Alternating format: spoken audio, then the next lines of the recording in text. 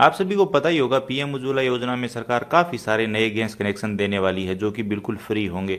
पिछले वीडियो में हमने आपको बताया था कि पीएम उज्ज्वला योजना के जो गैस कनेक्शन है वो अगर आपको लेने हैं तो आपको ऑनलाइन फॉर्म नहीं भरना चाहिए, और गैस एजेंसी पर तो ये फॉर्म ऑनलाइन चल ही नहीं रहे थे। आप चाहें तो अपना फॉर्म तैयार करके गैस एजेंसी में देकर आ सकते हैं, लेकिन आपको ऑनलाइन अप्लाई नहीं करना चाहिए। अगर आप ऑनलाइन अप्लाई कर देते हैं या फिर किसी भी ईमानदार के पास जाकर ये फॉर्म ऑनलाइन भरवा देते हैं तो मुश्किल होगा आपको गैस कनेक्शन मिलने में, आपको शायद ही गैस कनेक्शन मिल पाएगा। तो चलिए आज की वीडियो में जानते हैं कि पीएम उज्ज्वला योजना का गैस कनेक्शन लेने के लिए आपको कौन कौन से डॉक्यूमेंट चाहिए होंगे और आपको किस तरह से फॉर्म भर के तैयार करना है और कहाँ पर सबमिट करना है, और अभी अगर आपको गैस कनेक्शन लेना है तो कब आपको आवेदन करना चाहिए। तो चलिए आज की वीडियो में कंप्लीट डिटेल में बात करते हैं। सबसे पहले आपको दो फॉर्म चाहिए होंगे। कल मैं गैस एजेंसी गया था तो वहाँ पर मैं फॉर्म लेकर गया था, तो मुझे बताया गया कि सिर्फ इस फॉर्म से काम नहीं चलेगा, एक और फॉर्म यहाँ पर लगेगा जो कि अभी मेरे पास है।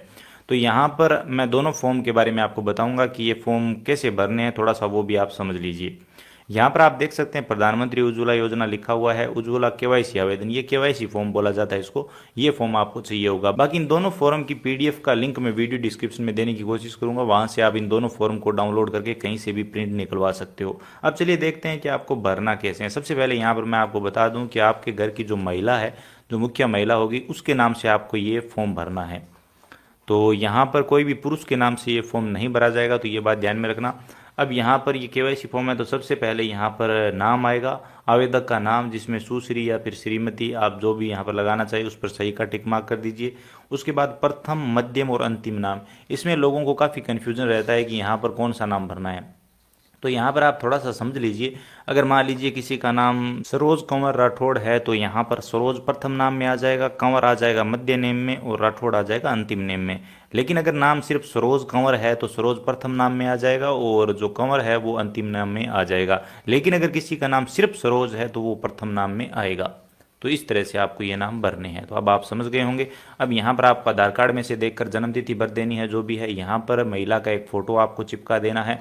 उसके बाद आगे बढ़ते हैं। यहाँ पर घर का पता आएगा, जो भी कंप्लीट एड्रेस है वो यहाँ पर घर का नाम या फ्लैट नेम आप यहाँ पर लिख सकते हैं। अगर नहीं है तो आप वार्ड नंबर यहाँ पर लिख सकते हैं। उसके बाद यहाँ पर आप आवास या परिसर भवन का जो भी एड्रेस है वो यहाँ पर लिख सकते हैं। गाँव या शहर का नाम लिख दीजिए नॉर्मली, और यहाँ पर सड़क का नाम, ग्राम, कस्बा, ग्राम पंचायत का नाम मुख्य लिख दीजिए। यहाँ पर ब्लॉक या उप जिला का नाम लिख दीजिए। जिला का नाम क्या है वो यहाँ पर लिख दीजिए। राज्य का क्या नाम है, राजस्थान, वो यहाँ पर आप लिख दीजिए। उसके बाद यहाँ पर लैंडमार्क कौन सा है तो वो आप अपने गांव या शहर का नाम लिख दीजिए। डाकघर का नाम यहाँ पर लिख दीजिए कि आपके नज़दीक में कौन सा पोस्ट ऑफिस है। आपके पिन कोड क्या है वो यहाँ पर आप बता दीजिए, और आप अपने मोबाइल नंबर यहाँ पर लिख देंगे, और चाहें तो आप ईमेल आईडी भी दे सकते हैं, बाकी ये कोई ज़रूरी नहीं है। उसके बाद आगे बढ़ते हैं, जिसमें यहाँ पर आवेदक के परिवार में कितने सदस्य हैं उन सभी सदस्यों के नाम यहाँ पर आपको देने होंगे। तो सबसे पहले आवेदक के साथ क्या संबंध है, तो अगर मान लीजिए आप महिला के नाम से ये फॉर्म भर रहे हैं तो सबसे पहले आप पति का नाम यहाँ पर लिख देंगे और आवेदक के साथ संबंध में आप पति लिख देंगे। उसके बाद बेटा या बेटी जो भी है उनके नाम आ जाएंगे, और संबंध में आप पुत्र पुत्री यहाँ पर लिख सकते हैं। उसके बाद यहाँ पर उनके आधार नंबर देने होंगे, आप देख सकते हैं यहाँ पर। इसी के साथ यहाँ पर मैं आपको बता दूं कि सभी सदस्यों की आधार कार्ड की फ़ोटोकॉपी इस फॉर्म के साथ में लगानी है। परिवार के जितने भी सदस्य हैं उनके आधार नंबर आप यहाँ पर लिख दीजिए, और जेंडर लास्ट में यहाँ पर लिखना है, आप देख सकते हैं। अगर पुरुष है तो अम लिख दीजिए और महिला है तो अफ लिख दीजिए। उसके बाद यहाँ पर आधार कार्ड में क्या नाम है इस महिला का जिसके नाम से आप आवेदन कर रहे हैं, तो यहाँ पर उस महिला का आधार कार्ड वाला नाम आ जाएगा। उसके बाद आधार संख्या आ जाएगी जिसके नाम से हम आवेदन कर रहे हैं। उसके बाद यहाँ पर बैंक खाते का विवरण आएगा। अब बैंक खाता क्यों ज़रूरी है, क्योंकि इसमें आपको सब्सिडी भी मिलती है। जब आप गैस टंकी भरवाएंगे तो अभी जो 900 और कुछ रुपए लग रहे हैं उसमें से 200 रुपये सब्सिडी मिलेगी, वो आपके इसी बैंक डायरी में आएगी, इसी खाते में आएगी। तो यहाँ पर बैंक खाता सही से भरना ज़रूरी है।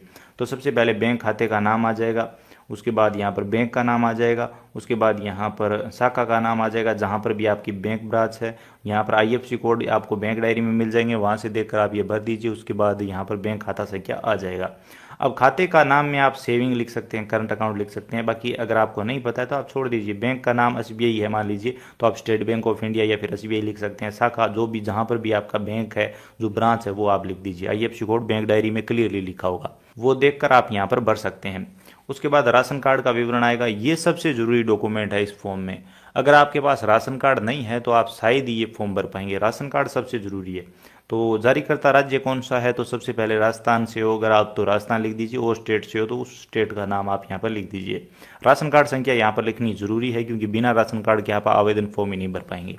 अब नेक्स्ट पेज पे आने के बाद यहाँ पर पूछा जा रहा है कि आपको कौन सा गैस सिलेंडर चाहिए, 14.2 किलो वाला या फिर 5 किलो वाला। तो सभी इस पर टिक मार्क करते हैं, तो आपको इस पर सही का टिक मार्क कर देना है। उसके बाद यहाँ पर पूछा जा रहा है क्या आपको वितरक से एलपीजी स्टोव चाहिए, हाँ या ना। अगर आपको वो गैस चूल्हा भी साथ में चाहिए तो आप यहाँ पर हाँ पर सही का टिक मार्क कर दीजिए। उसके बाद जिस महिला के नाम से आप आवेदन कर रहे हो उसका नाम आ जाएगा, उसके पिता या फिर पति का नाम आ जाएगा, उम्र क्या है वो बता देंगे, वो कहाँ की निवासी है, उनका एड्रेस यहाँ पर आ जाएगा।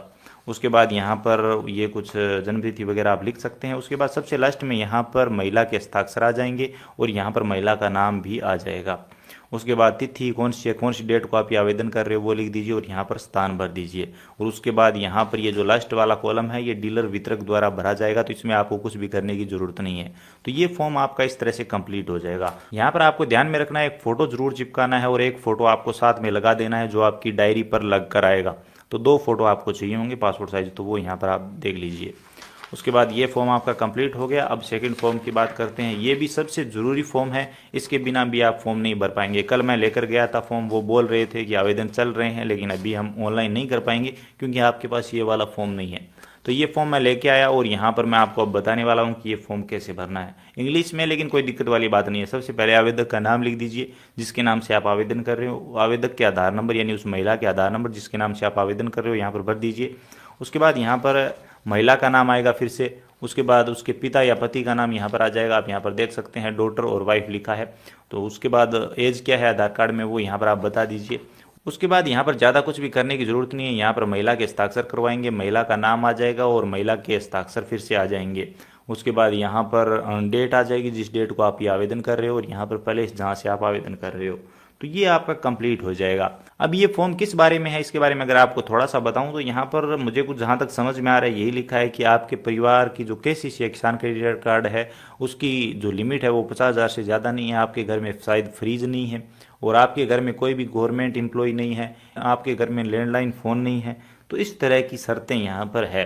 अगर इनमें से है, आप टैक्स नहीं भरते, अगर इनमें से एक भी शर्त आप पर लागू होती है तो हो सकता है आपको गैस कनेक्शन ना मिले। लेकिन जहाँ तक मैं आपको बताऊँ सच्चाई ये है कि ये सब कुछ आजकल सबके पास है, लेकिन फिर भी गैस कनेक्शन मिलते हैं। तो इनमें से कौन सी कैटेगरी वो सिलेक्ट करते हैं और क्या करते हैं वो तो गैस एजेंसी वाले जानें, लेकिन ये फॉर्म आपको चाहिए होगा। तो ये दोनों फॉर्म आपने तैयार कर लिए। अब आपको क्या चाहिए होगा, तो अब आपको इसके साथ राशन कार्ड की कॉपी लगानी है, परिवार के जितने भी सदस्य हैं उन सब के आधार कार्ड की फोटोकॉपी और फोटोकॉपियों पर हस्ताक्षर लगेंगे। राशन कार्ड की फोटोकॉपी पर भी महिला के हस्ताक्षर करवा लीजिए। इसी के साथ इस फॉर्म में जो आप बैंक डायरी की डिटेल डाल रहे हैं वही बैंक डायरी चाहिए होगी, उसकी फोटोकॉपी भी आपको साथ में लगानी है, फोटोकॉपी पर महिला के हस्ताक्षर आ जाएंगे। इसी के साथ आपके घर में अगर जन आधार कार्ड है, आप राजस्थान से हैं तो आप जन आधार कार्ड की कॉपी भी लगा सकते हैं, वोटर कार्ड की कॉपी भी लगा सकते हैं। तो ये सब डॉक्यूमेंट आपको साथ में लगाने हैं और मैं आपको बता चुका हूँ 2 पासपोर्ट साइज फोटो चाहिए होगी, एक आपको इस फॉर्म पे चिपकानी है और दूसरी आपको स्टेपल कर देनी है, साथ में लगा देनी है ताकि डायरी पर चिपक के आ सके।